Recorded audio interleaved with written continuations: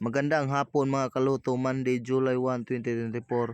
At ito po ang mga resulta na lumabas ng ating 5pm draws ng 2D Lotto at 3D Lotto. 2D Lotto 5pm draw result ngayong hapon ng July 1, 2024, Monday, at ito po ang mga sumusunod na lumabas. 3D Lotto 5pm draw result ngayong hapon ng July 1, 2024, Monday, ito po ang mga sumusunod na lumabas.